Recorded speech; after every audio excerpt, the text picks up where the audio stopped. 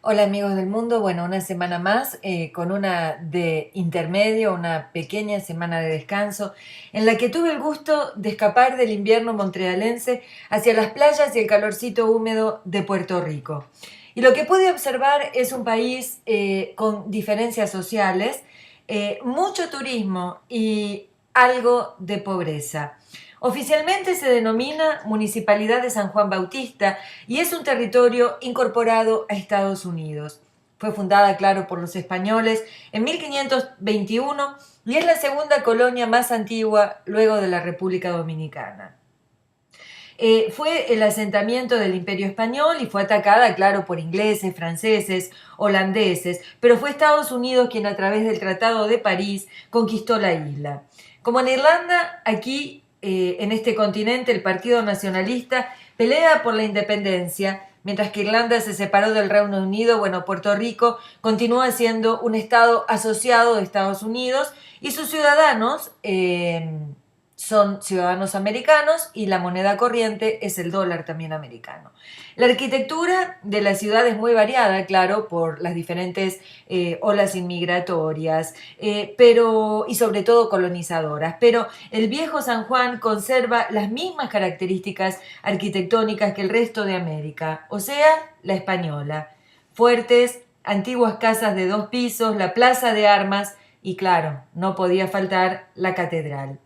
Hoy Puerto Rico funciona, como dije, como un estado libre, asociado, y aquí en Norteamérica, Canadá, Australia, formamos parte del llamado Commonwealth, o sea, estados asociados pero independientes. Es el mismo concepto. El turismo, claro, es la fuente central de ingresos y es el centro financiero más importante del Caribe. Conversando con algunos lugareños, pude observar ese complejo que tienen aún muchos países y que los acompaña a lo largo de la historia. Y me refiero al complejo de ser una colonia. Se habla inglés, por supuesto, todo el mundo lo habla, pero me decían que en algunos barrios sería muy mal visto, si no se es turista, por supuesto, hablar inglés y no hablar español. O sea, lo que hace que estas colonias quieran diferenciarse de alguna manera o ser independientes, lo hacen sobre todo a través del lenguaje. Pasa aquí en Quebec con el francés y el inglés, en definitiva, no se deciden de quién quieren ser colonias, pero hay que aceptar que fueron países conquistados por unos, por otros, en fin, pero ahí todavía sigue el resentimiento de la colonización americana. La costa de la ciudad es maravillosa, como todas las ciudades que miran al mar, son absolutamente preciosas, pero el mar, si bien es un área de regocijo para la vista, también implicó peligro. Y eso llevó a los españoles a construir esas murallas de piedra, esa protección militar absolutamente imponente, y en este caso son dos fuertes, el Morro y el Castillo de San Cristóbal. Son murallas que miran al mar. El Morro cuenta con 6 pisos, con un sistema de agua muy avanzado para la época, y fueron construidos en el año 1500. En el caso del Castillo de San Cristóbal, su construcción duró 150 años y hoy todavía sigue allí en pie para honor de los turistas y para mirar hacia el puerto. Es súper importante y allí llegan grandísimos barcos de cruceros trayendo a los nuevos invasores, estos que son muy bienvenidos, que son los turistas, y allí llegan por masas.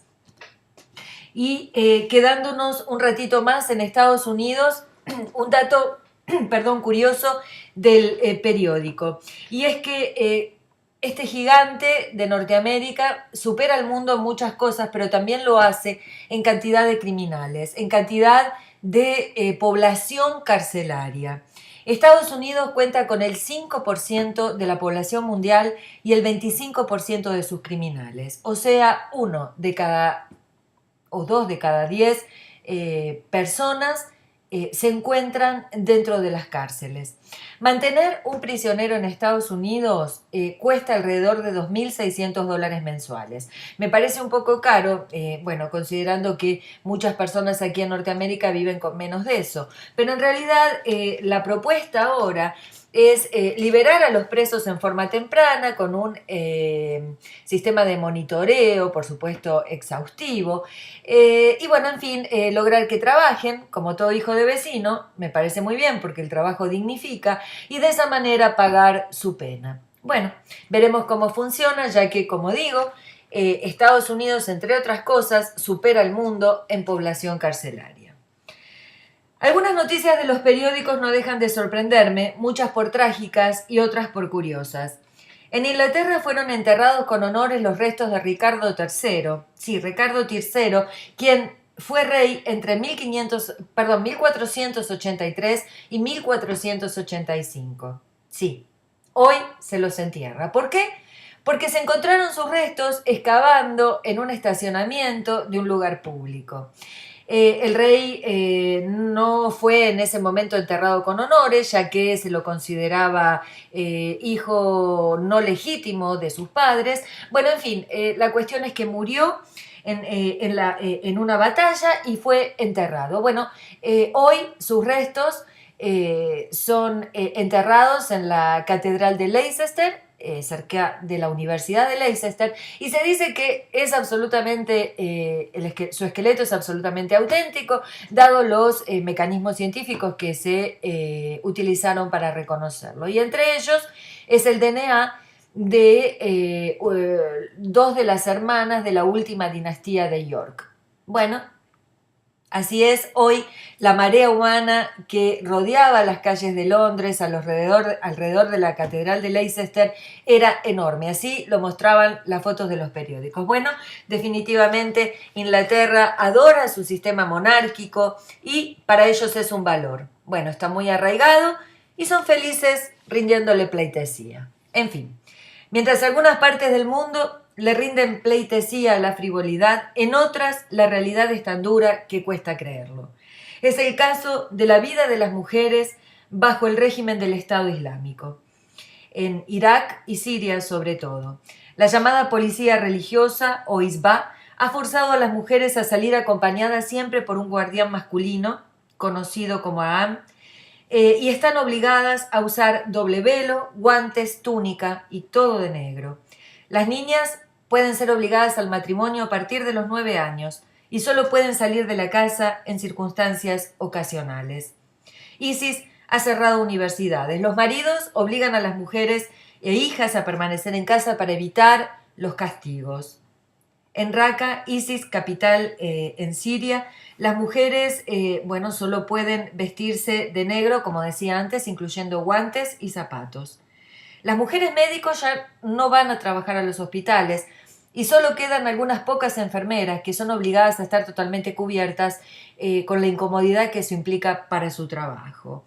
En fin, cuando las mujeres son pacientes de los médicos y hospitales, bueno, ni hablar, acompañadas siempre por su guardián masculino. Los salones de belleza, por ejemplo, en Mosul, han sido completamente prohibidos y una mujer que se atrevió a abrirlo, ya que era su única fuente de ingreso, fue condenada a una multa de dinero y 10 latigazos en su cara. Me pregunto cuál es la filosofía macabra detrás del Estado Islámico. ¿Qué es lo que pretenden? ¿Alguna vez leyeron esto en el Corán? ¿Alguna vez su Dios les dijo que esto era correcto? Bueno, en realidad el avance de ISIS no se detiene, lamentablemente, y son muchos los jóvenes, como digo en muchos informes, que se unen a sus filas para pelear y escapan de sus casas en los países de Occidente. Y aunque parezca mentira, son los países nórdicos y sobre todo Dinamarca los que aportan más cantidad de jóvenes per cápita a las filas de ISIS. Allí en Dinamarca de lo que se trata ahora es de crear centros de reconocimiento a estos jóvenes y son 1.300 los especialistas que están intentando mirar a estos jóvenes o tratar de detectarlos, a estos jóvenes que han perdido aquello que se llama identidad y que buscan erróneamente la razón de su vida en la guerra, una guerra religiosa sin sentido, absolutamente. En fin, como ya es sabido, cambiando de tema, el primer ministro israelí, Benjamín Netanyahu, fue reelegido y esto representa para los palestinos una mala noticia, la mala noticia de que la utopía de dos países independientes, aquella que se ganó en 1967, bueno, esa no se realizará por lo menos por poco tiempo. Estas declaraciones del primer ministro israelí causaron disgusto en Estados Unidos, dado que si bien Estados Unidos es aliado incondicional de Israel, desea ¿sí? ver dos estados independientes. Mi pregunta es, cuando esos dos estados sean independientes, ¿qué va a pasar con la Franja de Gaza, esa pequeña línea de tierra que separa dos pueblos y que sigue siendo un conflicto permanente en la región? En realidad,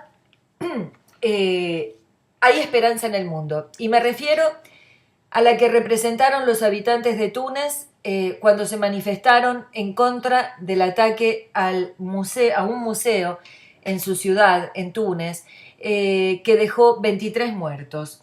El Museo del Bardo fue rodeado al día siguiente del atentado por millones de personas que desean vivir en paz y libertad, e inmediatamente fue abierto. Este atentado representa el ataque terrorista y el ataque suicida más grande de la historia moderna de Túnez. Pero bueno, como digo, hay esperanza en el mundo, es la que representan las personas que quieren vivir en paz.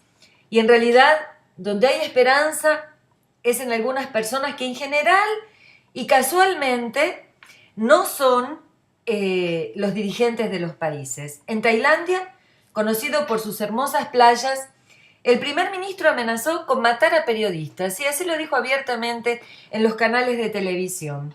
Y lo dijo en referencia a que si no respetan la verdad, bueno, mi pregunta es, ¿cuál es la verdad? Creo que le faltó decir, si no respetan mi verdad, serán asesinados. En fin, ejecutados. Desde mayo, este primer ministro ejerce, su nombre es Prayut Chan-o-cha, ejerce el poder al que accedió por un golpe de Estado y desde entonces rige la ley marcial en Tailandia. Cuando las personas, sobre todo canadienses y americanos, se dirigen a Tailandia a disfrutar de sus playas, les voy a pedir que piensen un segundo en esta realidad que la gente vive. Otra vez, un gobierno dictatorial en esta parte de Asia. Y de Asia nuevamente a Medio Oriente para anunciar que Arabia Saudita comenzó a bombardear posiciones de chiitas en Yemen, luego que el presidente de este país fue destituido y obligado a huir. Aún no queda claro quién tiene el control de Yemen. Bueno, ahora son los sunitas, habiendo echado a su presidente chiita. En fin, una guerra religiosa más. En fin, como tantas. Arabia Saudita está apoyado por la comunidad internacional y parece haberse hecho con el poder de este país, de Yemen, un pequeño país en el Medio Oriente. Y no puedo dejar este informe sin dar mis condolencias a las familias de las 150 personas que perdieron la vida en el accidente aéreo entre Barcelona y Düsseldorf. En este mundo globalizado todos viajamos de un lado a otro y ese avión era un arca de Noé pleno de personas inteligentes, jóvenes, buenas o malas, no sé. Aparentemente fueron, es muy triste decirlo, pero fueron consecuencia de la enfermedad de un copiloto que aparentemente no tendría nunca que haber tenido esa función. En fin, eso es lo que las redes sociales y las noticias de Francia, España están diciendo. El piloto estaba